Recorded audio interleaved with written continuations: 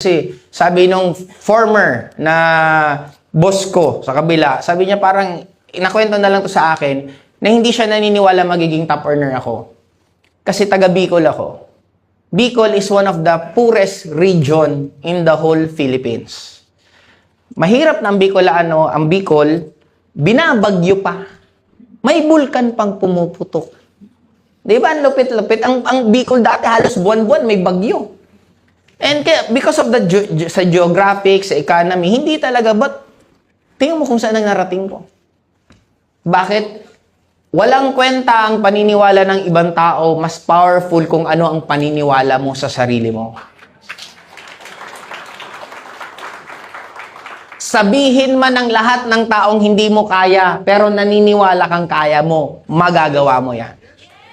Sabihin man ng lahat ng tao na kaya mo yan at ikaw hindi ka naniniwala, hindi talaga mangyayari yan. Kaya huwag kang kabahan sa opinion ng ibang tao, walang kwenta yan. Ang pinaka-importante, ano ang opinion mo sa sarili mo pag mag-isa ka na lang? Pag mag-isa ka, nakahiga ka, nakatunganga ka, ano bang nasasabi mo, kaya ko rin yan? Or ang sinasabi mo, buti pa sila? No, nasa sa inyo po yan. As long as meron po dito sa harapan po ninyo na nagawa ko to nang hindi naman to binigay at hinulog sa akin, trabaho naman talaga to. And sabi ko nga, until nga na umahataw pa rin eh. Imagine mo, kararating-rating ko lang, bukas pala, bigla ko na-check yung flight ko, bukas pala ako paalis. O pagkadating doon, trat-trat na naman kami. Ang pakiusap ko nga doon sa leader, i-maximize mo ako kasi nandun na rin naman eh. And hindi po ba kayo kinikilig? Kung alam nyo 2 years, 3 years from now, you're already living sa wildest dream nyo sa buhay. Nabibili mo lahat ng gusto mong bilhin. Nakaterasa ka sa bahay na gusto mo. Ano ba ang itsura ng bahay mo? Ilang kwarto ba? Naka-aircon ba? May bathtub ba? Bahala ka. Gaano kasarap mangarap nang alam mong makukuha mo siya 100%? Rewrite your story. Baguhin niyo po ang script. Hanggang kailan tagapalakpak ka? Hindi ka ba nasasaktan yung mga nagtataas ng 6-figure? Ikaw hindi ka makataas ng kamay mo? Rewrite your script. Masaktan ka. To the point, yung sakit na yan ang gumigising sa'yo para magsipag ka. Di ba pansin mo gaano katalino ang katawan? Pag may problema ka, hindi ka makatulog ng maayos. Pag may problema ka, maikli tulog mo. Di ba? Kasi sinasabi ng katawan mo, oy, may problema ka pa, solusyonan mo na yan, magtrabaho ka, ito extra energy, gumising ka. Hindi mo kailangan ng kape pag marami kang problema. Kaya may mga ibang tao, gustong-gusto may problema. May isa akong mentor, ano sabi niya sa akin? Ay, ayokong walang bayarin. Pag walang bayarin, lumilit kita ko. Kaya pag patapos na bayarin ko, naghahanap ako ng bagong bayarin. Tama eh, kasi nga, sa inyo lahat, hindi ba na-experience yan? Pag natapos yung gastusin mo, biglang yung income mo rin lumiliit. Kasi binabalanse kung anong consciousness mo. Taasan mo ngayon ang bayarin mo, tingnan mo kung paano at paano ka makakapag-isip dyan. Pag nasanay ka niyan, di sanay ka na sa laging malaking income. Clear? Yes. Rewrite your script. Paano nyo malalaman na tama ang pangarap nyo pag pinagtatawanan na kayo?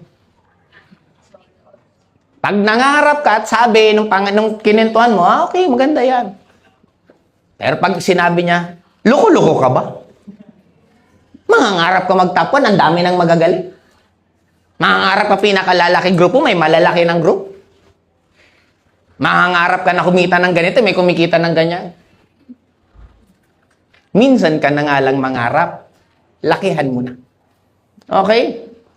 Success stories from different backgrounds. Kung ano man ang background mo, ipupusta ko, may taong ganyan ang sitwasyon pero nagbago pa rin buhay nila. Then what's your excuse? May umaman sa ganitong industriyang walang pinag-aralan. May umaman sa ganitong industriyang heartbroken. May umaman sa ganitong industriya na lugi ang negosyo. May yumaman sa ganitong industriya, magbabae, maglalaki, magmatanda, magbata, may pinag-aralan, may wala, may alam, may first-timer, may hindi. Lahat ng klaseng kwento, merong kwentong yon na yumaman dito. Then, what's your excuse? Sabihin mo, wala ka pang boosting, yumaman kami, offliner kami, wala pa naman online noon. Paano mo sasabihin na online na kami? Ang dami naman kumikitang offliner. Now, for you na mas lalo kayong ma-inspire, I do really suggest makinig kayo o magbasa kayo ng bibliography ng taong pinaka-idol nyo. Kung kahit anong sports, sa billiards, andyan si Efren Bata, sa basketball, si Michael Jordan, Kobe, ang daming basahin mo, magkakaroon ka ng meet-up point na marirealize mo, may similarity sa lahat ng kwento nila. At alam nyo anong similarity na yon? Dumaan sila sa pinaka-downest moment nila sa buhay nila. After nun, ganun sila umakyat. Kaya, kung nandun kayo sa sitwasyon na pinakabagsak kayo, yan ang pinakawag niyong kakalungkutan, dun kayo ma-excite. Kasi anong next na mangyayari sa inyo after that? 'Di ba? Saan nagsimula ang umaga? Sa pinakadilim ng gabi. Therefore, saan magsisimula yung ganda ng buhay niyo? Sa pinakamalalang sitwasyon niyo sa buhay niyo ngayon. Kung nandun kayo, sa pinaka-worst. Paano masasabing worst? Yung feeling mo lahat ng kamalasan nasa iyo na. Yung may marami na magjo-join, walang tumutuloy. Nag-iisa na lang na haber mo na wala. Pag nandun ka sa moment na yan, yung lahat ng nilalapitan mo, hindi ka na tinutulungan. Hindi yan negative. That will be the starting point. Di ba tingnan mo si Michael Jordan, anong kwento niya? Hindi siya tinanggap sa varsity nung high school siya. Nagkulong. Ng 1 linggo, umiiyak. Nung napagod, magdrama. Lumakas loob. Papatunayan ko na mali kayo. Then, kaya, kung meron kang pinagdadaanan ngayon, i-head on nyo, harapin nyo yan.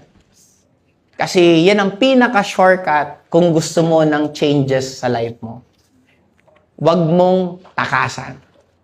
Meron akong kapitbahay, hindi ko ito makalimutan. Iyak siya ng iyak kasi meron siyang bahay na narimata. Ito yung pinaka-property niya na parang naipundar niya sa pagsisikap niya kasi single mom siya, may 4 siyang anak. Tapos ito yung naipundar niya. Nagkataon na rimata ng bangko. Binabangungot daw siya ng bahay niya. Alam niyo ginawa niya? Pumunta sa harap ng bahay niya, umupo doon, maghapon, nakatingin siya.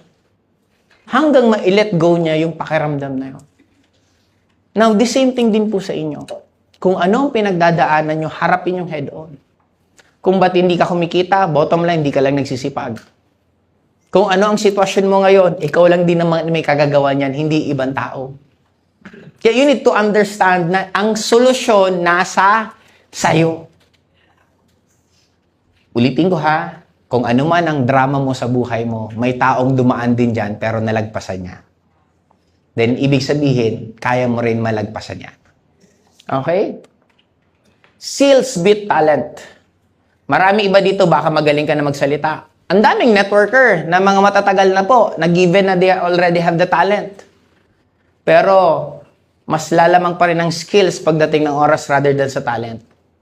Kaya, hindi nyo kailangan, kung hindi ka talented mag-talk, hindi ka marunong mag-handle ng group, okay lang yan. Kasi ang skills, natututunan yan. Ang importante, maging consistent ka lang. Pag naging consistent ka sa isang bagay, automatic magiging magaling po kayo. Uulitin ko, I was just nobody sa industry ng network marketing. Balik tayo ng 2003. Walang Joseph Lim na kilala sa industriya. Hindi ako magaling mag-talk, hindi ako marunong mag-training, hindi nga ako marunong mag-social skills, makipag-usap sa iba't ibang tao eh. But, pinag-aralan ko lahat. Pinag-aralan ko paano kumausap ng tao, pinag-aralan ko paano magbasa ng tao, paano malalaman ang tao kung interested o hindi. Lahat yan na pag-aaralan. Kaya kahit anong sitwasyon nyo ngayon, okay lang yan. Kaya nyo pa rin matalo ang talent kasi ang importante, yung skills. Katulad ng mga training na to, skills to eh. Na dapat, ito nagiging music sa inyo. Okay? Sunod, growth mindset. Sino dito ang goal na madoble ang income niya next month? Okay.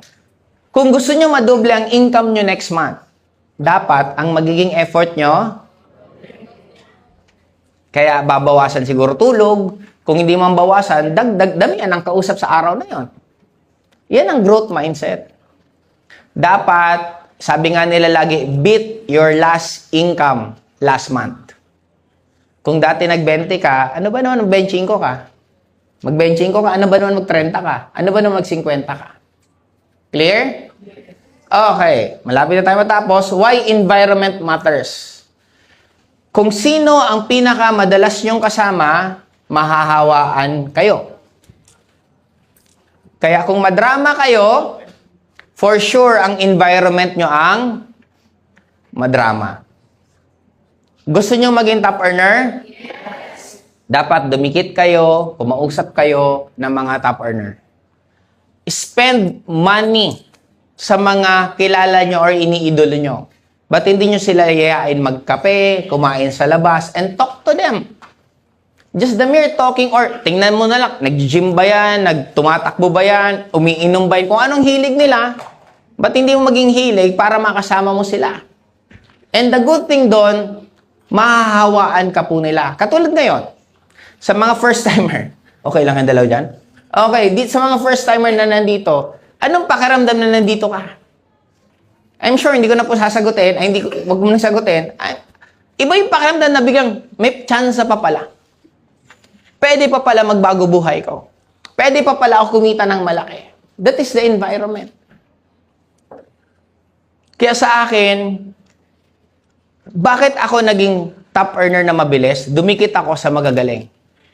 Hindi ako mahilig dumikit sa gitna, sa baba. Gusto ko lagi sa taas. Kasi, kung didikit ka sa top earner, makikipag-usap ka sa top earner, maa-adapt mo yung mindset nila, maa-adapt mo yung actions nila, at isang araw, magiging top earner ka rin. Kaya kung mahilig ka dumikit sa mga marereklamo, madadrama, parang may isa akong haber eh. Sabi niya, naiinis ako kay ganito, puro drama ng drama ng drama. Sabi ko, ba't hindi ka umiwas? Hindi ko kasi maiwasan eh. Sabi ko, hindi mo maiwasan, gusto mo rin kasi yung topic. Di ba, sa akin, mag-drama ka, hindi tinatanggap siya ng consciousness ko yung kadramahan kasi alam ko naman kung ano pinagdadaanan, may solusyon. Di doon na lang tayo sa solusyon, mag-usap. May isang kausap, iiyak. Sabi ko, teka lang, tigil muna yan. Hindi naman yan ang solusyon. Ano ba problema? Pag-usapan na lang natin problema para mas mabilis. Now, yun ang dapat maintindihan natin. Napakalaki po ng environment. Kaya, spend time sa mga tao nagpupush sa inyo ng growth. Avoid nyo as much as possible yung taong pinapamper po kayo. The sad part is, hindi po maganda ang... Yes, oo, masarap sa pakiramdam, nandun na ako. Gusto mo ng growth eh. Kung gusto mo ng growth, wag kang dumikit dun sa mga, hindi, okay lang yan. Okay lang na mabagal ka. Okay lang na hindi ka pa kumikita. Tama naman yun, sa perspective nila, gusto mo kumita ng malaki. You need to be hurt.